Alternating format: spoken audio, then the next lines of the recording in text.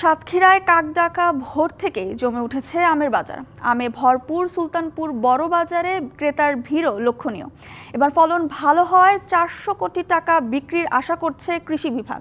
তবে হিমসাগর আম পাড়ার তারিখ দেরিতে দেয় ক্ষোভ চাষির।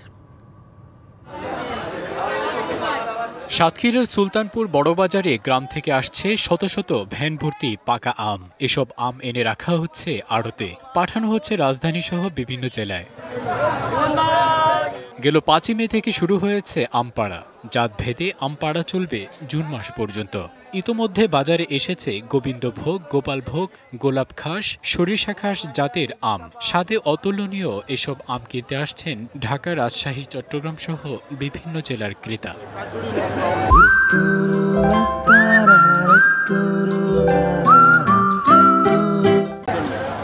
আকার ও প্রকার ভেদে মন প্রতি গোবিন্দভোগ আম 2200 থেকে 2500 ও গোপালভোগ 2500 থেকে 2600 টাকায় বিক্রি হচ্ছে। সাতক্ষীরায় এখন আমের সয়লাভ। এখন গোবিন্দভোগ যাচ্ছে 1600, 1800, 2400। গোবিন্দভোগটা সবার আগে পাকার কারণে এখানে মানুষ উৎসমুখরভাবে সবাই আসছে আজকে আমের বাজার।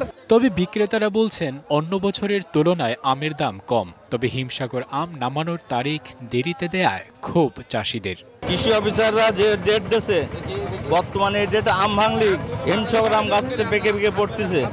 কৃষকদের পথে বসা ছাড়া কোনো উপায় নাই। হিমসাগর আমগুলো ভাঙার অর্ডার এখনো দেয়নি, তার কারণে হিমসাগর আমগুলো গাছ থেকে ভেঙে পুড়ে যাচ্ছে। কিছু অসাধু ব্যবসায়িক আছে, এরা এই যে এখান থেকে 20 দিন আগের থেকে ফুল আম পেড়ে ঢাকায় বিক্রি করছে। এতে করে আমরা সাতক্ষীরার আমটা আমরা খুব দিন দিন তলিয়ে যাচ্ছি। এবার জেলায় 70,000 মেট্রিক টন আম উৎপাদনের লক্ষ্যমাত্রা নির্ধারণ হয়েছে। আমরা এবছর 120 মেট্রিক টন আম রপ্তানির লক্ষ্যমাত্রা ধরেছি। আমাদের আশা যে 70,000 মেট্রিক টনের অধিক উৎপাদিত হবে। সাতক্ষীরায় সরকারি তালিকাভুক্ত 13,000-এর বেশি আম চাষি রয়েছেন। আগামী 20 মে হিমসাগর, 27 মে ল্যাংড়া ও 5 জুনে আম্রপালি জাতের আম সংগ্রহ করা হবে। DBC news desk.